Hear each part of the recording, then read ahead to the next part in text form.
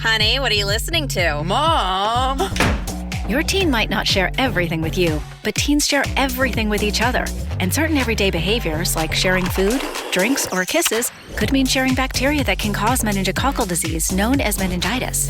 Although meningitis is uncommon, about 1 in 10 who develop it will die. Ask your teen's doctor about missing meningitis vaccinations. Learn more at meningitis.com. Vaccination may not protect all recipients. Sponsored by GSK. Cats and Cosby, entertaining and informative on the Red Apple Podcast Network. On Cats and Cosby, we're talking about the art of the deal, and everybody is talking about this deal with Iran. Let me tell you something. I trust the president. And look, we're willing to have a discussion on it because there's a lot of people that feel differently than I do.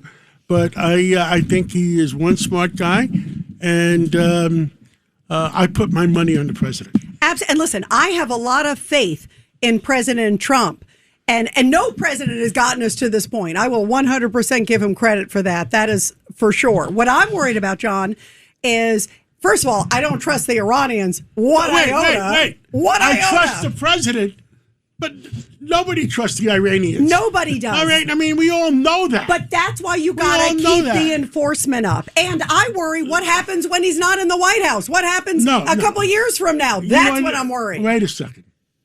You know, no matter who's in the White House, the Iranians will test them. Oh, 100%. Okay? I agree with that. The only one with the courage to do what he's doing is President Donald J. Trump. You know what you call it? Cojones. It's true. He has guts and courage, and he's obviously fighting the right fight. The Israelis have their own shtick. Is that the way you say it?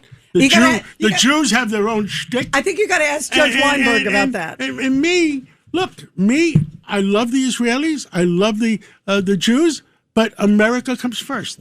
And if we don't have a strong America, and if we don't win the election in November, you know what? We all lose.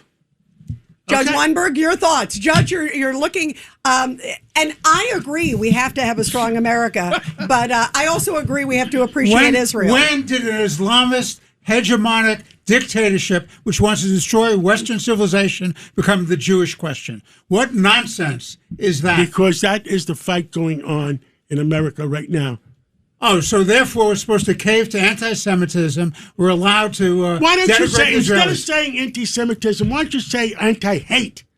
And not just worry about one set of people. Why don't we worry about all the people? But that's swell. That's swell. Except where's all the hate directed, John? Well, that's because, you guys overdo it. Look, I don't want any hate in the world at all. I don't want anti-Semitism. I don't want anti-Greekism. I don't want anti-Italians. I don't want anti-blacks. Okay? I don't want any hate. Okay? And but John, when did the Islamists who run Iran say death to the Irish, death to the Italians, death to the whites? All right. Let's go to Ed Cox, the GOP chairman, and let's go to the guys with the white shoes. All right. This is an agreement. Okay, I'm going to address the agreement. It's an agreement to agree, so the deal... Why don't you address what we just heard, Ed Cox? It's okay. I'm going to leave that between John and his counsel. Oh, I see. Very good political answer. And we have Mark Levin coming on in a few minutes. Yeah, I can't wait to hear that. Mark Levin is one smart guy. He sure is. I respect him a great deal. He's a smart guy. Yes. And let's see how he feels, too. But you read the Iran agreement. I did. What does it say? And this is the Iran agreement as read by someone. It is not official. An official yet to be named. And so this is, and what it says, it's an agreement to agree. It's not done yet. But they have to first remove all impediments to the flow of oil, basically. But it has to flow in proportion to the way it flowed before. And by the way, it means 20 million barrels went through it, and that means that it's got to be basically, because about 1 million Iranian barrels went through it, so it's going to be 20-1 All right, the flow. so let me tell you what happened last night, because this did come out from J.D. Vance, the vice president, said that 12.5 million barrels went through the strait. They're starting. That's a good sign. And they also went on with their beacons. He was talking about how the vessels before went dark.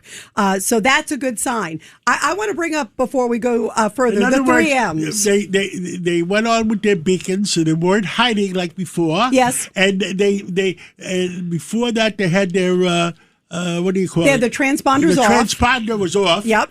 And they weren't hit by mines, by the way. Yeah, for one night. So bottom line was... And drones. What Trump did, by the way, with NATO and European community.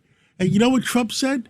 I was testing you. I didn't need France's one crappy aircraft carrier. Or the UK. I was testing you to see how dependable you are to NATO. I was testing you how dependable you are to the overall thing, okay? Well, and that's they bottom failed. line. And they failed. They failed. They failed. Now, okay? John, hang on. Before we go forward. After we win the war, France sent that stupid aircraft carrier. It was a joke. It was a joke. But before we go forward, I want to go to the three M's, because I thought this really encapsulated. This is from Mike Pompeo, former Secretary of State under President Trump. And he said the things he's worried about, the fact that in this deal, and we'll get to it with Mark Levin in a moment and more with you, Ed, too, and the Gov, is that there are missiles. It allows for missiles. It allows for them to continue to have their missile program. It gives them money, not U.S. money, but other money, and money is fungible. Well, I'm going to tell you, I know where the money's from. $300 billion, a lot of money. No, it's not a lot of money. I'll tell you where it's from. Well, I don't want them to get a And by the way,